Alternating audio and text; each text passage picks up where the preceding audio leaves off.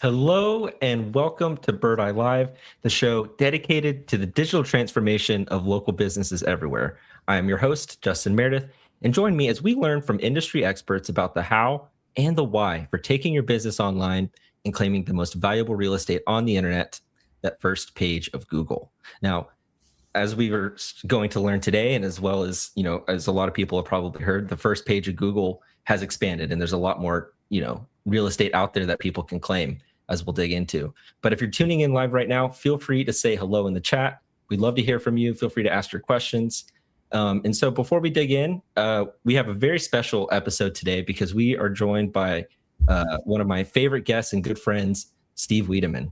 Welcome, Steve. How are you doing today? It's great to have you on. Let's get nerdy. I was watching the intro and it had the little chirp for the Birdeye. I'm like, you got to put that on your logo the way Yahoo used to in the old days, where you'd be able to click the exclamation point and it'd do its little Yahoo, yodel. Oh, yeah, That would be I love so it. cool. So I'm gonna wait for that Easter egg. You make me click the logo every day until I see it. I will. I love that little sound signature. Yeah, it's so fun. So let's get right into it. We've got a lot of different things that we can talk about today, but I think a good place to start is a little bit higher level. And what I'd like to get your thoughts on really is AI has been changing a lot. I feel like there's been a lot of changes, especially over the last year. It feels like every other day there's a new update from one of the major labs. Google has been on fire, updating everything from Gemini to search to their workspace. But from your perspective, what really feels the most different? What feels fundamentally different about AI right now compared to where we were about a year ago? I would say the fear that the days of the website are starting to go away. I have a feeling because we're transitioning from this discoverability place where people were using AI to ask questions and to get answers, and you're feeling a lot more of this agentic component where you can actually interact and do things and have AI actually function, log into your accounts and or all of your accounts and do anything you want it to do. And there's going to be a place, I think, in the near future where all of the actions that you take will be within these platforms and not on the individual client websites. And I know that makes everyone nervous because they're like, well, the web traffic is what drives business. And yeah, to some degree, if somebody wants to visit your website, that could drive business. But why not adopt the idea that we can have our clients interact and purchase and work through us through all of these other platforms, as a medium, so they never have to actually visit our site. And I think that's the big mind shift that the SEO community in general, has to buy into. And it's a tough pill, but I think that's the big one, is going from finding information to actually purchasing and interacting and doing what you need to do within the AI platform or within the evolving search engine. Yeah, it definitely feels like the customer journey has changed, and I think because the behavior and the way people can search now is changing. Absolutely. And like you said, they're getting answers before they ever click on a website. There's a big zero click kind of feeding into that fear of the end of the website. That zero click trend and that sort of thing. But to me, it's like, even with the website, it's not, even if your website isn't seeing as much traffic, it's still very important to these AIs that are recommending your business and trying to understand, who you are and what you do, and if you're the most relevant result for that person's search. Right. So where do you see the focus for people shifting as from a marketing side? Where do you see the most impact that people should be really prioritizing when it comes to maximizing their presence? I'm seeing a lot of top of funnel marketing happening, all the peripheral content and cluster content to think about all the different questions that people are asking now and comparing us to others, asking about our products, asking for products that offer the features that we probably haven't published on our product pages. I think as businesses discover how important it is to be answers as opposed to just being a search result with a blue link and blank text, that they're evolving their strategies to create this content. So we have like a law firm, for example, did its research on how people are searching or prompting for some of the content that they don't have on their website using kind of a gap analysis, and they'll get this big marketing plan put together. All right, every day we're going to write an answer to one of these questions, and we're going to have our attorney film that answer. So there's a video component that can be found across the different channels that we can publish video. We'll have a short TLDR with the answer, so it can be a part of the post or the snippet across social and Reddits and so forth. And then we'll publish it on a URL with, again, not too much content, but enough to give the answer, to give a video version of that answer, maybe even an audio version of that answer, maybe even a graphic or an image to help describe or explain it. And then we'll move to the next one. And I think that cadence of answering questions in a well-organized way, not just kind of shrapneling it on the blog, but siloing it the way we used to in a traditional taxonomy. And 2 to 3 years from now, we'll have tons of answers to questions that people have about the type of product we have, the exact product, and all of the different details that go into it that will serve, as great answers, I think, in these LLMs. So I think that's where I'm seeing the evolution, is we're thinking outside of the lower funnel explicit keyword, exact match keyword, the buy, purchase, order, whatever.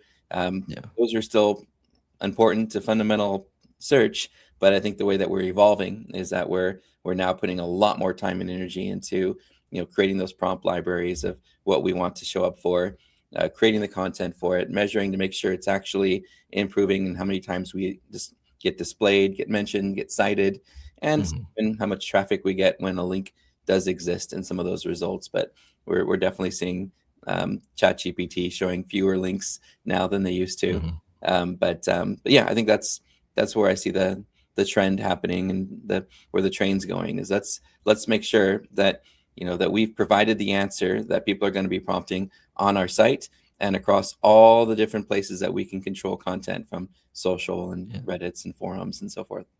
And it feels like the shift is going from either focusing on or prioritizing or thinking about keywords, and you're shifting it to thinking about situations.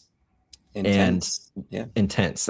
Exactly. And something that I've always really kind of felt like, I don't think it adds, it adds a lot more nuance, but these chatbots, they have memories of their users, and if I'm a vegan and my ChatGPT has memory knowing that I'm a vegan, and I just simply ask for, what are the best pizza places or cheeseburgers in this area, and I don't include that I'm a vegan, but it already knows that, it will probably consider that in its prompt or its search. And so 100%. Now there's keywords that are in the search that are not actually part of the search. And there's extra nuance and layers that are now being involved that, it's really kind of difficult to account for. Right. To optimize for. Right? Yeah. Because we don't know, but we know our customers. And I think the more that we engage with our customers, the more we take all of those questions that they're asking in our little chatbots on our website, the more that we're using our internal search data, I think that can play an influence on whether we do show up for a personalized search by taking all those things into account. Where before we were just using a third-party keyword tool, maybe our search terms from paid ads, maybe our search terms from Search Console, and then driving our content around that, as opposed to actually listening to what our customers are saying. And one of the things I like about the Birdeye platform is that you can get all this sentiment and all those different details out of the reviews, which is really cool, because now I can actually export and look at and study and understand exactly what my customers are saying about us. I love this place because it offers a vegan option, right? And so I can take that, and now I can incorporate that in my copy and into our social sharing, and I can insert it into the hinting that we do to drive the narrative on what people say about us when they're leaving reviews, so that the next person who has that personalization will get us as a recommendation because someone else had done it, and that inspired a piece of content or multiple that played into it. Yeah. And speaking of reviews, it reminds me of a recent update to Google Maps, and I'm pretty sure it's just on mobile right now, but the Ask Maps feature. Oh yeah. And to me, this completely changes the dynamic in the way that people can use maps. It becomes, in my opinion, and I've always kind of used Google Maps as my local search engine in a way, but I think this really kind of transforms the way people can use it and the way businesses are found. what have you seen on the Ask Maps side of things? Sure. Are Well, you you seeing any remember changes? my story? I'll share it. Again, we talked about it last time we were just kind of chatting offline. I love Ask Maps. I'm having a lot of fun with it. I love that it immediately says, for example, give me a restaurant as a good date night idea, or Mm, give me some ideas of activities of things that I can do in city, as opposed to that keyword approach. So I love that it's actually trying to help users search for what they need, not yeah, necessarily a keyword, right? So one thing that I tested after this Ask Maps came out was we found a restaurant that wasn't very visible and was brand new. It was like 3 months old, and a few people were talking about it, and we thought we'd check it out. And while we're there, we're talking about this Ask Maps, and I had probably the best smash burger I'd ever eaten at this place. It was called Good Buns. And I did have to explain it to my wife later when she was looking at the credit card. She's like, "What is Good Buns? It's a burger place, babe." And so we're there, and we're like, "Let's hook this guy up." So we use Ask Maps, as kind of a testing zone. We said let's put Good Buns has the best burger in Buena Park in our review, and then we'll add some other context, maybe another semantic triple in there, right, of what they do, and let's take some pictures and maybe a video, and that way it's like a complete profile, a post, as opposed to just some text. And then we left, and 2 days later, we went to Ask Maps and we said, "Find me the best burger in Buena Park."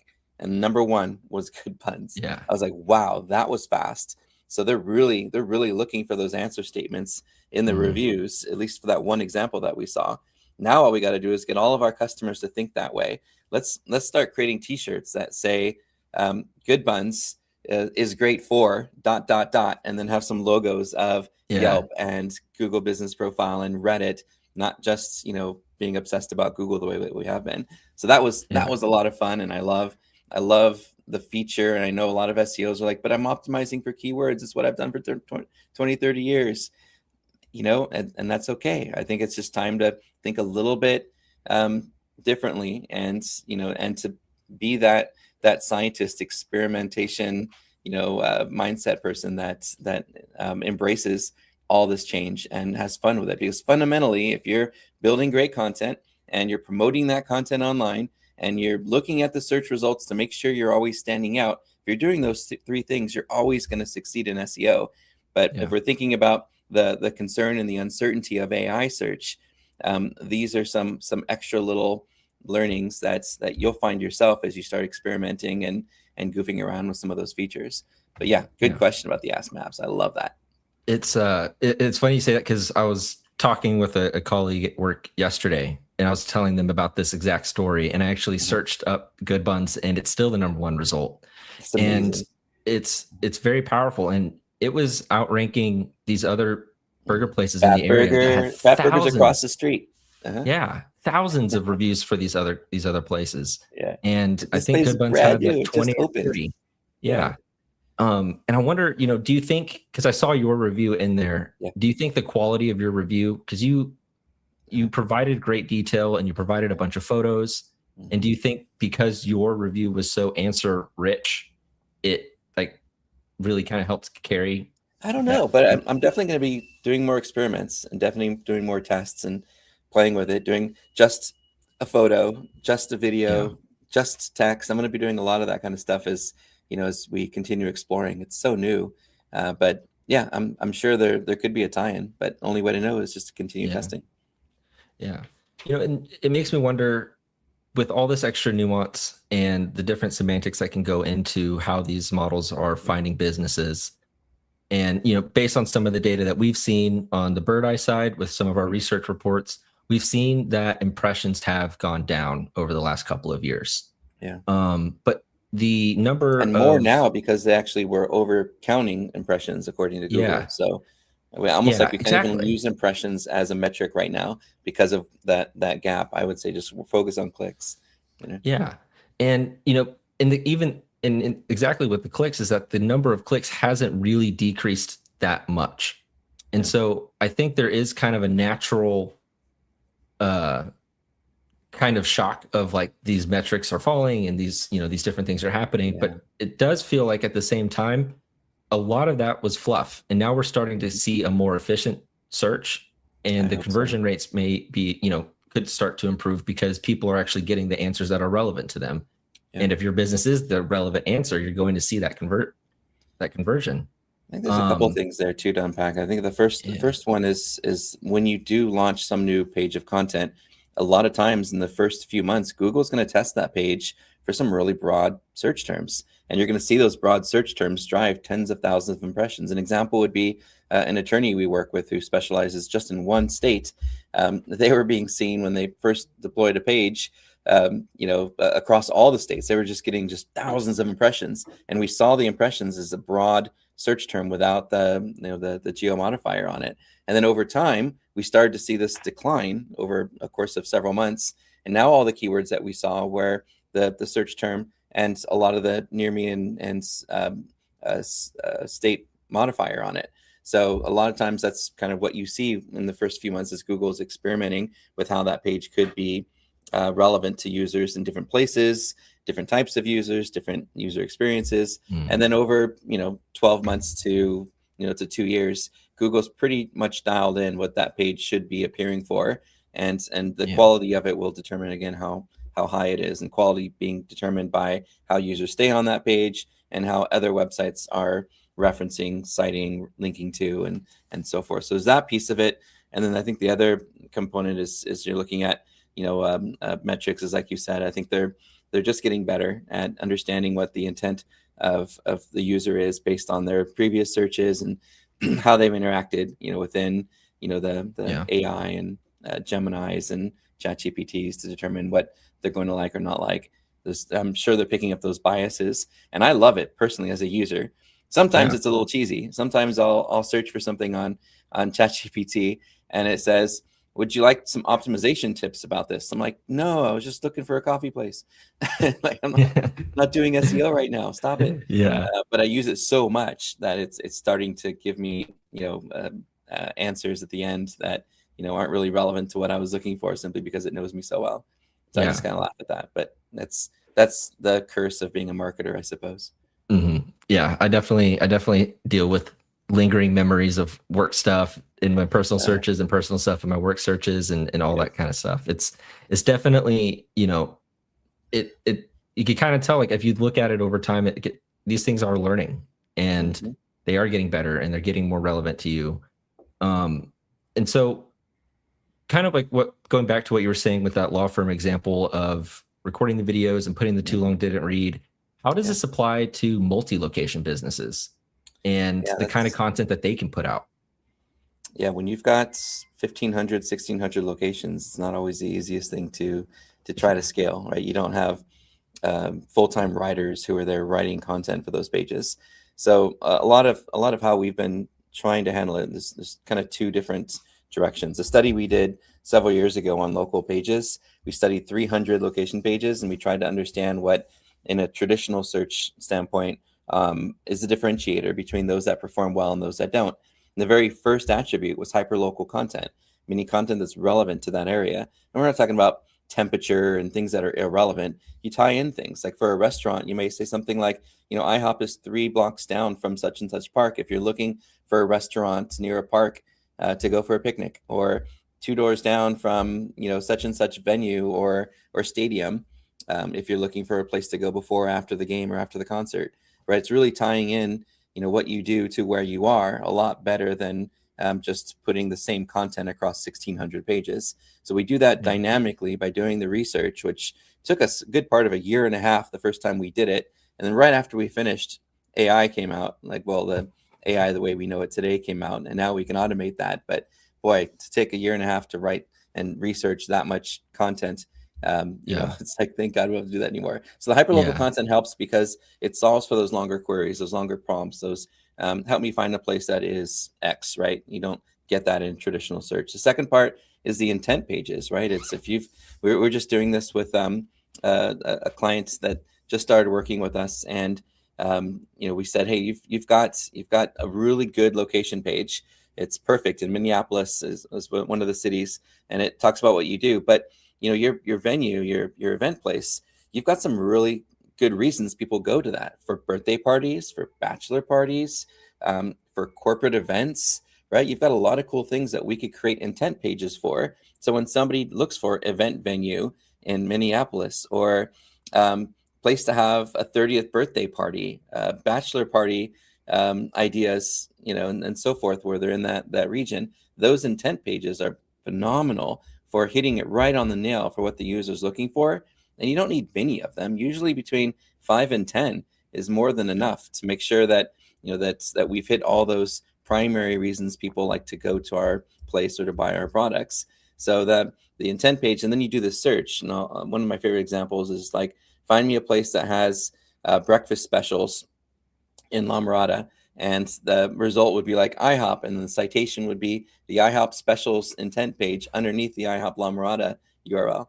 And and it works because we're the source of truth. We're the authority, on our brand. And so when we create a intent page, we're saying, yes, we do this. We offer this. We're great for takeout. We're great for delivery. We're great for catering. And we've got a dedicated page for each of them under each location if you wanted to drill in a little bit deeper. So I think those are the two most important that I've started with. Where we're trying to evolve to is the more challenging part, and that is having the statements about our business. Like I said, IHOP offers specials, breakfast specials in La Mirada, right? Having that triple be what users are saying about us. Yeah, that was gonna be my next question. Yeah, and the idea of that embodying, our culture. Our culture as a business is getting our clients to say these things about us online. It's never been that before. It's about, hey, how do I get links and how do I create content that ranks? And now we have to think about, how do we get the world, to say things about us that will allow people to find us for those answers. So I love that, because now the MarTech team doesn't get in my way anymore with their backlog. Now I can focus on marketing and branding that I should have been doing 10 years ago before I got obsessed about SEO. Right. Yeah. Yeah. It is interesting. And I think especially with these multi-location brands where they do have 1,500, 1,600 locations, finding a way to be engaged in the community and have your community be the content creators for your brand and promoting your brand is really important. Especially, I think with the larger brand you'll notice, like, something that I've noticed is, like, if I were to look for, any sort of kind of service or restaurant in my area, it doesn't typically go to the big chains. It usually tries to promote the small mom and pop shops first. And if the especially big brand one place does, in particular that we know of, right? Yeah. and so I think there's got to be, you kind of have to find a different way to get those recommendations.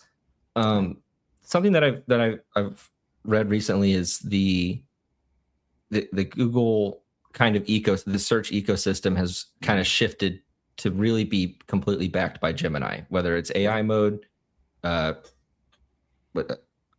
AI overviews, Ask Maps is all powered by Gemini, because I believe before, when it was separated, you could search the exact same prompt in AI mode and in Google search, and your AI overviews could be different than what AI mode was saying, for example. Yeah. And now that it's all kind of backed by the same system. But I'm wondering, now that it's kind of shifted to this Gemini, do you think there is any evidence, or have you seen any evidence that the review responses play a role in how it recommends? Because I feel like that used to not be the thing, because they didn't want people to keyword stuff their review responses. But I'm wondering if that has maybe shifted, because now we're kind of under this new system. Do you think review responses from the business impact anything? I don't know from a ranking standpoint. I don't have any data that shows that if you use review responses with keywords, that you're going to see higher results. I know that the AIs will look at everything, right? They'll look at all the content that's out there, and I haven't done any testing yet, and it would be fun to test. But I do know when people want to dive in and look a little bit deeper at reviews, that will play a role in conversion. Whether it plays a role in ranking or not, it will definitely play a role in whether they decide to come into the restaurant. If they see a lot of AI similar answers or responses to reviews, they'll be like, all right, you don't care, you just put a robot on this, right? Or the opposite, or if you're being angry at a customer or not responding at all, again, those are signs that, hey, this place doesn't care about its customers. So Yeah. I think that's an important part, especially as they're making bigger decisions and they're doing longer prompts. Our Mhm. customers, and they're asking important questions. I think that's probably going to, it's gotta have to take into account all the content, whether it's a response or the review itself. So I would Yeah. I would stick to what's works, right? Always respond personally if you can, or write responses that at least sound personal, and and just make sure that if someone decided they wanted to really drill in, that they're not going to find anything that can call you out on, in terms Yeah. of shortcutting what might convey as not making our customers feel important. Yeah. Yeah. I mean, I definitely think it can't be it can't hurt you to provide review Mhm. responses that are, helpful and provide answers to Yeah. questions if they're in there, or even trying to, help provide context to a situation. Mhm. I I think want to that, test this though. I think that's great. yeah, That'd be so fun to test.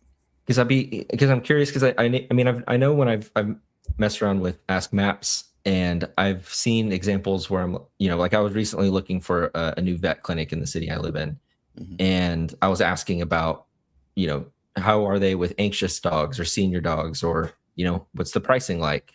What all of these different questions and nuanced things I'm trying to understand before I go into, before I pick a vet. Mhm. And there were a couple of answers where it would say like this, this vet clinic has said that they are blah blah blah. And so I'm Yeah. wondering, like, well, I wonder where they are saying it. Is it in the review responses? Because I'm in kind of the ask reviews or ask maps section of maps. And is it pulling from right there, or is it pulling from the website? I do think it pulls from everywhere. Sure. But I just thought the phrasing of the AI response of this vet clinic has said this.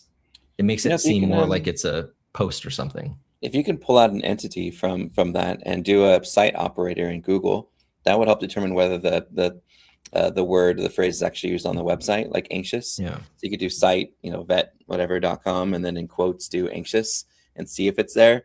Like, hey, this could be a content opportunity for us because um, we're seeing where people are looking for this kind of attribute. Let's add this to an FAQ, or let's figure out how we can get this in our content.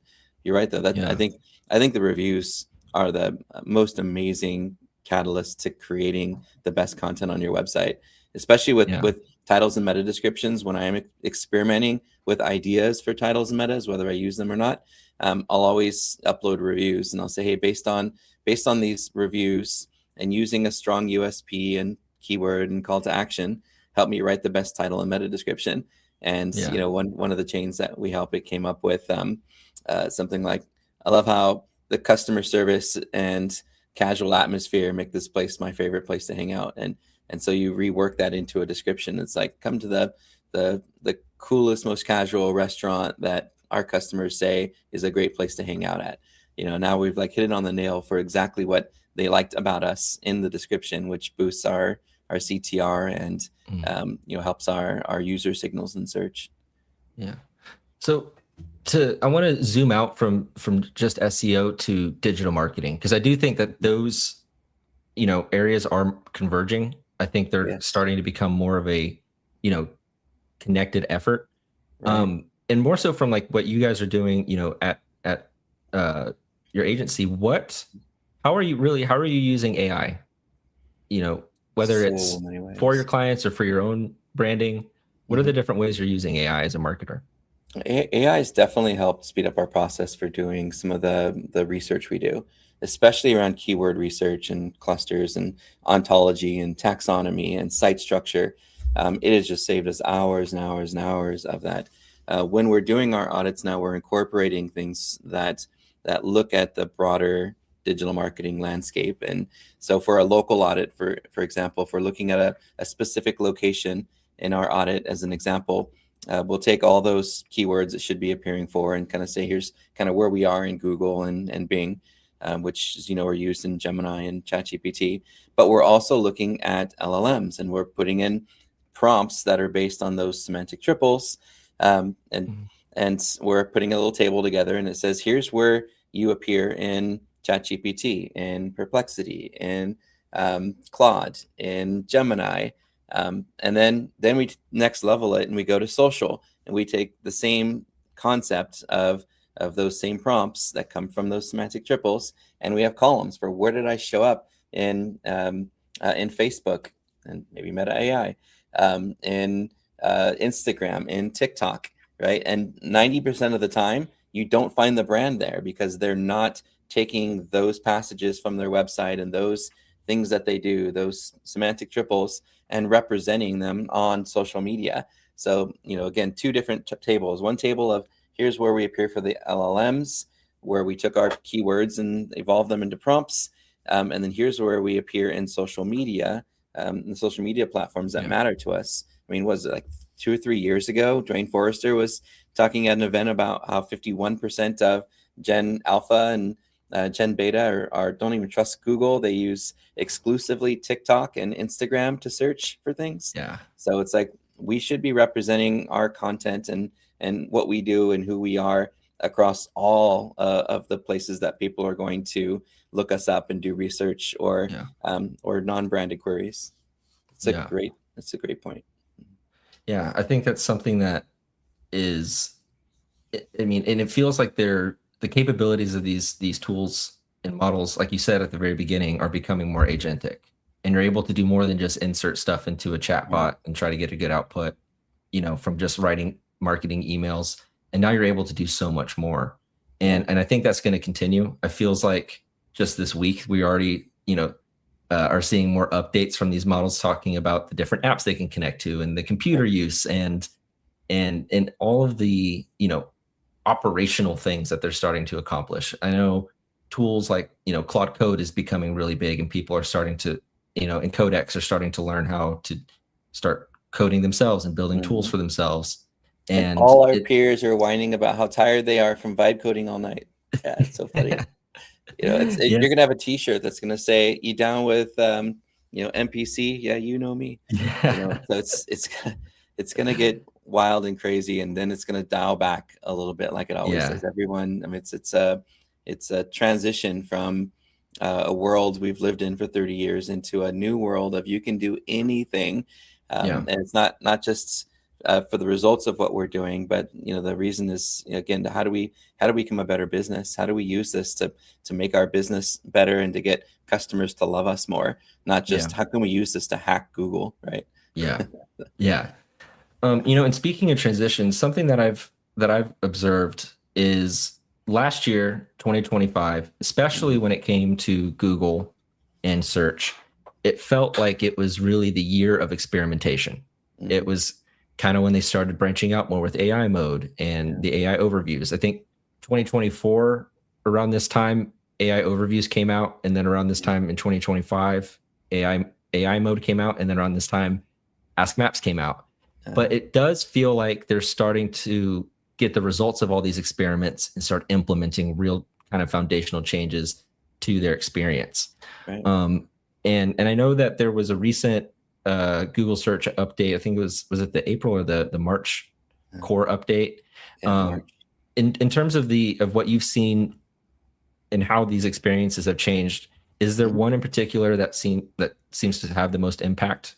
Yeah, writing content with AI. I mean, Jim Rohn said this years ago, and I've said this on a few of our webinars and podcasts in the past, is that you don't have to do extraordinary things to be successful. You only have to do ordinary things extraordinarily well. And using AI to create content to help you rank in search results is a hack. It is not a strategy. It is a technique.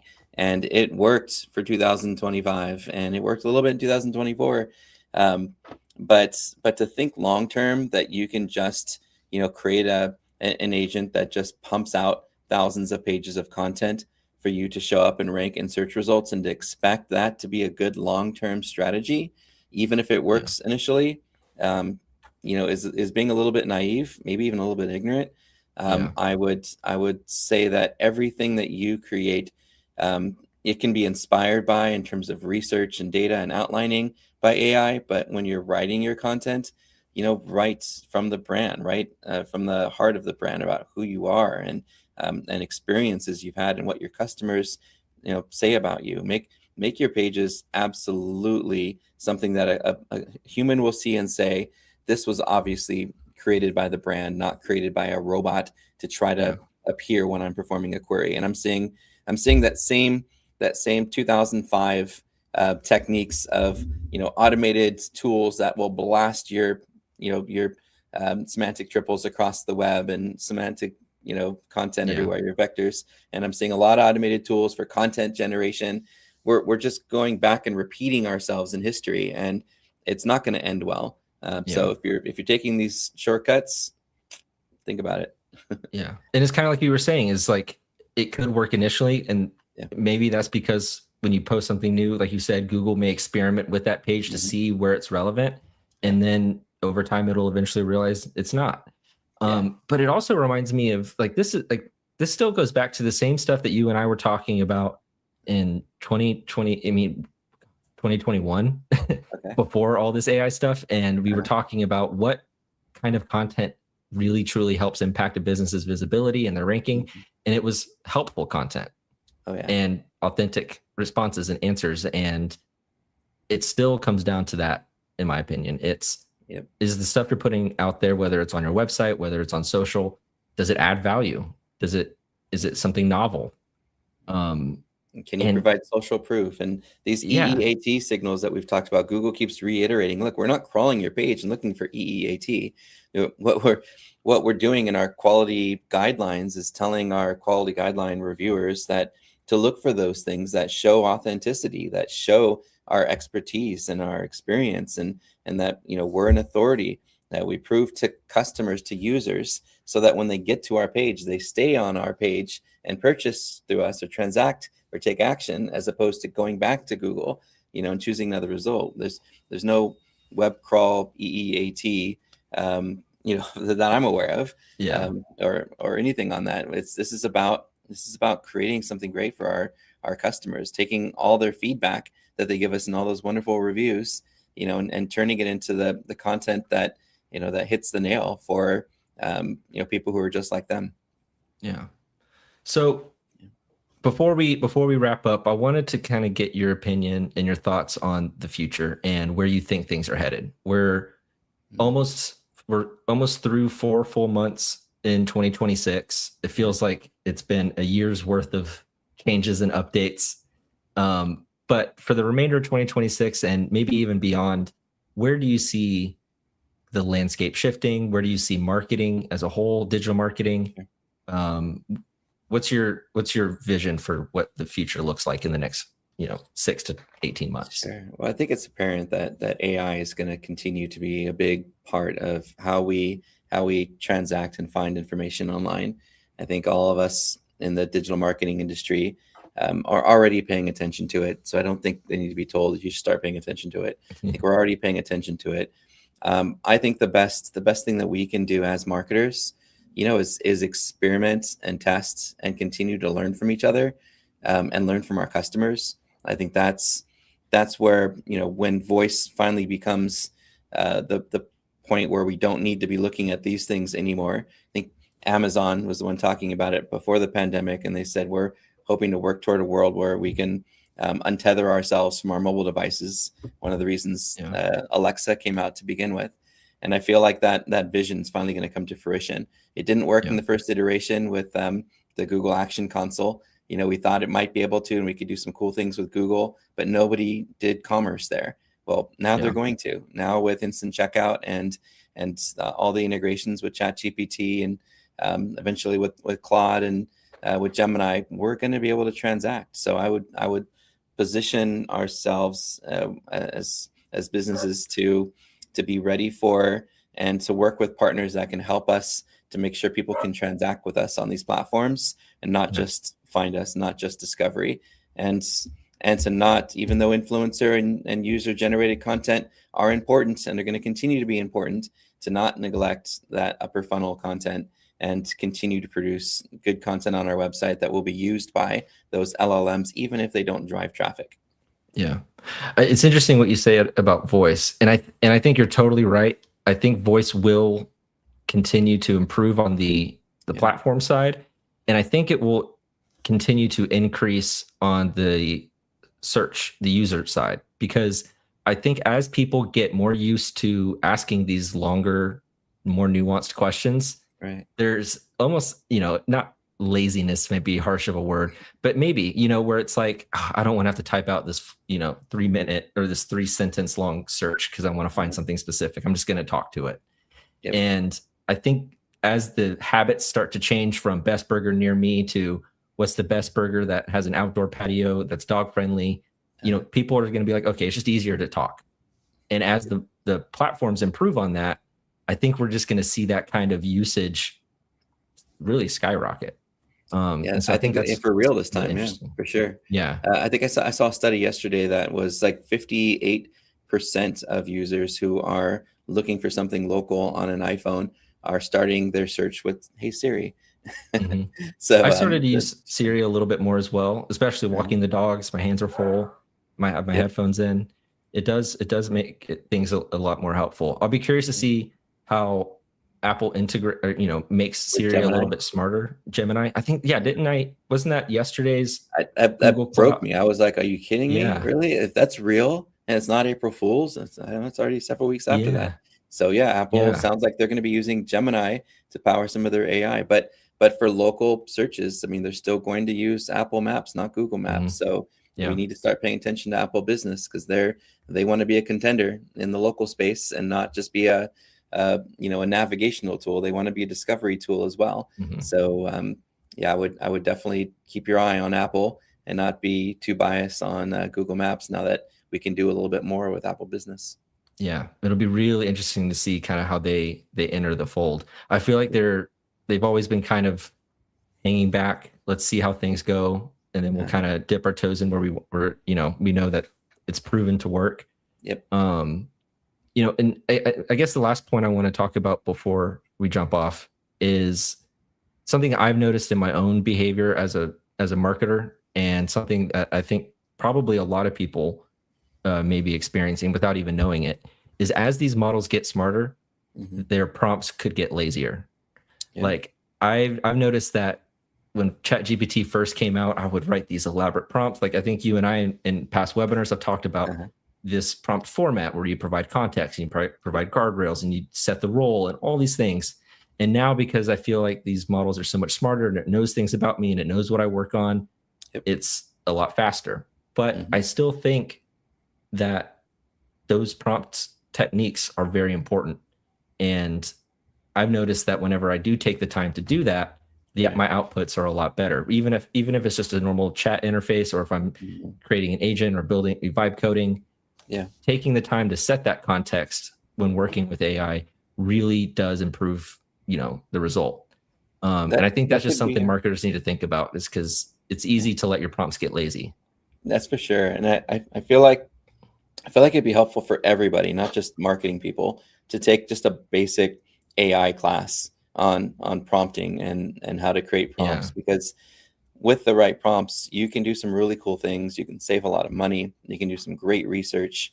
It could be something as simple as setting exactly what your intent is first. Here's what I'm looking to do. Now, here's the steps I want us to take to get there. And here's an example of what I expect to see. Just something simple like that a lot of users don't think about. They're like, I'm not really sure what I should be asking, as a prompt. I'm not really sure what I should be doing. I've never done this before. So taking just a simple course on prompts and AI could get everybody acclimated to the technology, and then we just grow from there. But having that basic walkthrough first, since it's all new stuff, I think would be helpful for everybody. Yeah, and there's tons of stuff out there that you can, watch on YouTube and see how these power users are prompting.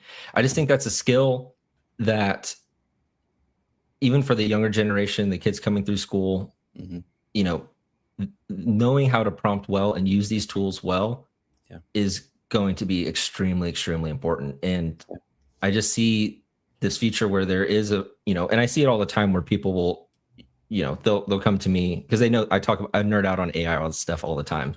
And so they're like, I can't get a good result out of this. Like, it's not very good. Like, I don't understand all the hype. And I'm like, well, what did you say to it? And it's like 5 words of like, give me a blah, blah, blah. And it's like, well, that's why, it's you you have to It can't know read what your you're mind doing. yet. Yeah. Yet. Awesome. Well, Steve, thank you so much for jumping on with us today. This was a lot of fun. I'm glad we got to let's do it catch again. up and kind of nerd out on all of this stuff. I'm excited to kind of see where things are headed. And if people want to follow you and keep up with your updates, we'll tag you. I think you should be tagged in the LinkedIn caption. I'm just SEO Steve everywhere.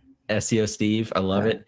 You're posting all kinds of really, helpful videos. Almost, is it every day at this point where you've got new tips and stuff? At a point of doing it every day. I think I missed a couple of days, but I'm trying to do one every day and get a little bit more creative each time. So we'll see where it goes. That's awesome. That's awesome. Yeah. Cool. Well, thank you guys so much for tuning in. We'll see you on the next episode of Birdeye Live.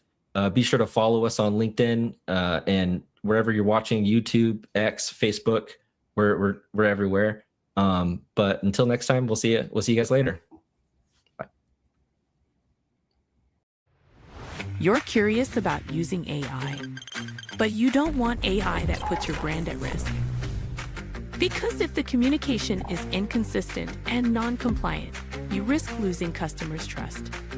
So, how do you authentically expand your hyperlocal business? Meet brand and industry AI from Birdeye. Your own custom AI models built to reflect your brand voice, understand your industry, and adapt to every location. Brand AI captures your unique voice. Industry AI brings the correct context. Together, they train AI agents that act on your behalf, consistently, intelligently, and always on brand.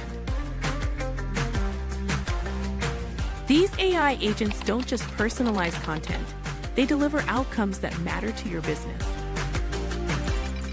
AI agents trained on brand and industry AI know the regulations that matter and respect them by design.